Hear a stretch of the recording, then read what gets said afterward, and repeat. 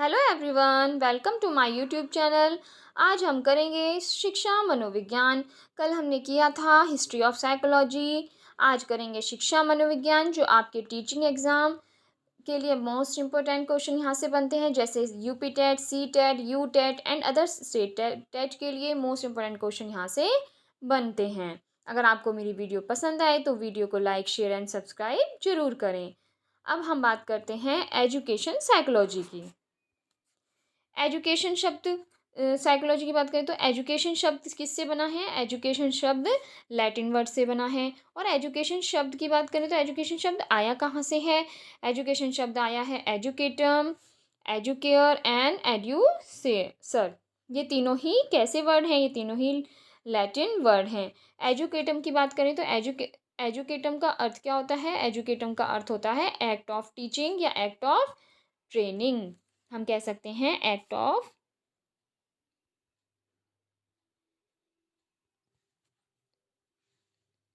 Training. अगर हम बात करें एजुकेयर की, एजुकेयर का मतलब क्या होता है? एजुकेयर का मतलब होता है to bring up, to bring up. अगर हम बात करें एड्यूसर की, तो एड्यूसर का मतलब होता है टू लीड आउट।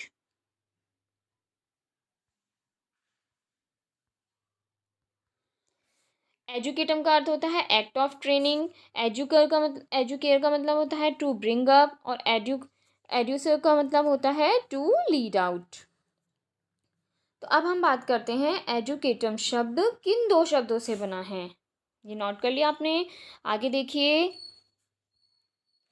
एजुकेटम शब्द जो है दो शब्दों से बना है, ई और ड्यूको। ई और ड्यूको, ई का अर्थ होता है अंदर से और ड्यूको का अर्थ होता है बाहर निकालना। अर्थात हम कह सकते हैं अपनी अंतः शक्तियों को बाहर निकालना। ई एजुकेटम दो शब्दों से बना है, ई और ड्यूको। तो ई और ड्यूको से बना है, तो हम कह सकते हैं अंतः शक्तियों को बाहर निकालना। हमने यहाँ तक कर लिया है। अब हम बात करते हैं शिक्षा मनोविज्ञान। हमने एजुकेशन बताया कि एजुकेशन किस शब्द से बना है? लैटिन वर्ड से बना है। एजुकेटम, एजुकेयर, एड्यूसर।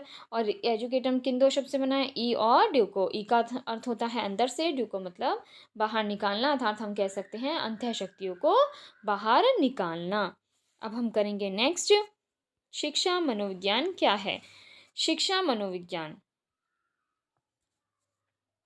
अगर हम बात करें शैक्षिक परिस्थितियों में मानव का व्यवहार अध्ययन ही क्या है? एक शिक्षा मनोविज्ञान है। अगर हमें शैक्षिक परिस्थिति दी जाए और उसमें हमारा व्यवहार देखा जाए, उसका अध्ययन किया जाए, तो वो ही क्या है? एक शिक्षा मनोविज्ञान है। और इसका मुख्य केंद्र कौन होता है? हमेशा इसका सेंटर बालक कहलाएगा, बालक होगा। इसका मुख्य सेंटर बालक है, मुख्य केंद्र बालक है। अगर हम बात करें शिक्षा और मनोविज्ञान को जोड़ने वाली कड़ी, तो शिक्षा और मानव को जोड़ने वाली कड़ी कौन है? मानव है।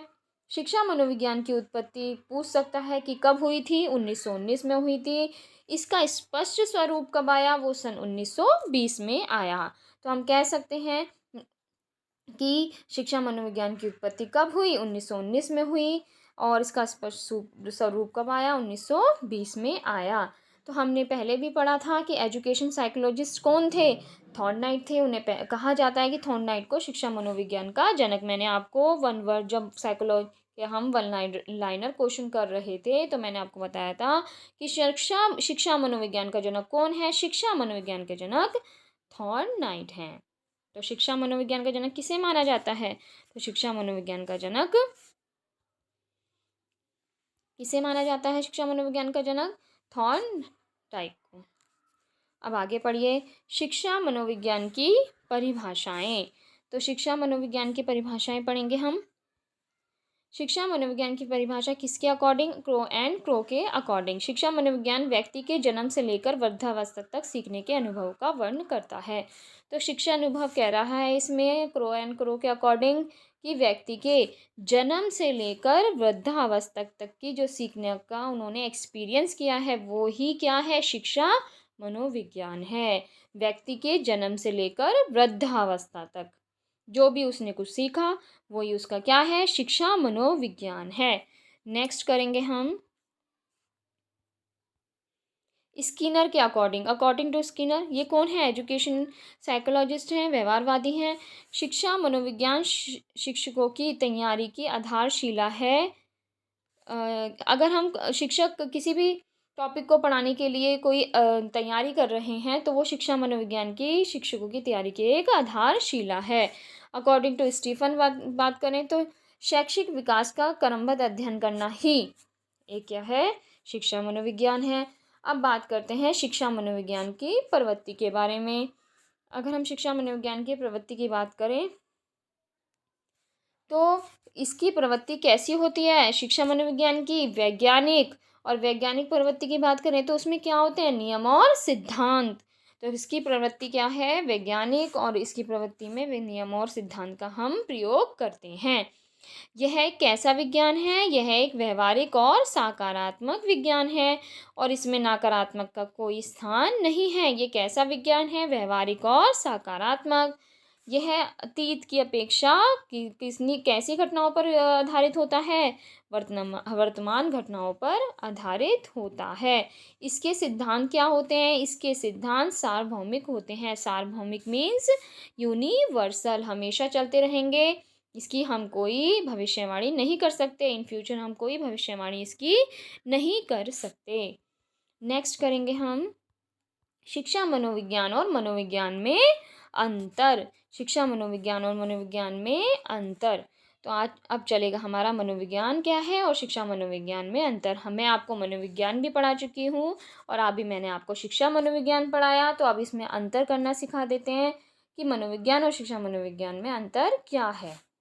ये सीटेट में पूछा जा सकता है आपको कि शिक्षा मनोविज्ञान और मनोविज्ञान में डिफरेंस, उससे रिलेटेड आपको पॉइंट्स दे दिए जाएंगे और वो आपको देखने होंगे कि इसमें सही कौन सा टिक करेंगे आप। अब बात करते हैं मनोविज्ञान और शिक्षा मनोविज्ञान के फर्स्ट पॉइंट की, उसमें अंतर की। तो मनोविज्ञान और शिक्षा मनोविज्ञान। मनोविज्ञान एक कैसा अनुशासन है? स्वतंत्र अनुशासन है। अगर हम शिक्षा मनोविज्ञान की बात करें तो शिक्षा मनोविज्ञान किसकी शाखा है? एक मनोविज्ञान की ही तो शाखा है। शिक्षा मनोविज्ञान कहाँ से आया? मनोविज्ञान से ही तो आया है। मनोविज्ञान क्या है? अभी हमने पढ़ा, ये भी विज्ञान है। लेकिन शिक्षा मनोविज्ञान क्या है? एक व्यवहारिक विज्ञान है। हमारे व्यवहार में आता है ना शिक्षा मनोविज्ञान, तो ये कैसा विज्ञान है? व्यवहारिक विज्ञान है। नेक्स्ट पॉइंट पढ़ेंगे हम इसका, थर्ड पॉइंट। थर्ड पॉइंट क्या है कि मनोविज्ञान का जो क्षेत्र है वो कैसा है? विस्तृत है। और इसका क्षेत्र कैसा है? सीमित है। शिक्षा मनोविज्ञान का क्षेत्र कैसा होगा? सीमित है। एक सीमित एरिया होगा, उसी में हमने पढ़ना है। नेक्स्ट हम बात करें मनोविज्ञान की, तो मनोविज्ञान हमें हर जगह है। पशु पक्षी दोनों के व्यवहार में कारक, प्रेरक और नियंत्रित तत्वों का अध्ययन किया जाता है। अगर हम शिक्षा मनोविज्ञान की बात करें तो इसमें मनुष्य के व्यवहार के कारक, प्रेरक और नियंत्रित तत्वों का अध्ययन हम करते हैं। इसमें सभी तरह का, इसमें मनुष्य के व्यवहार का, प्रेरक और नियंत्रित तत्वों का अध्ययन करते हैं। अब बात करते हैं नेक्स्ट पॉइंट की, फोर्थ। मनोविज्ञान में मनुष्य जीवन के विभिन्न क्षेत्रों संबंधी व्यवहार का अध्ययन करता है।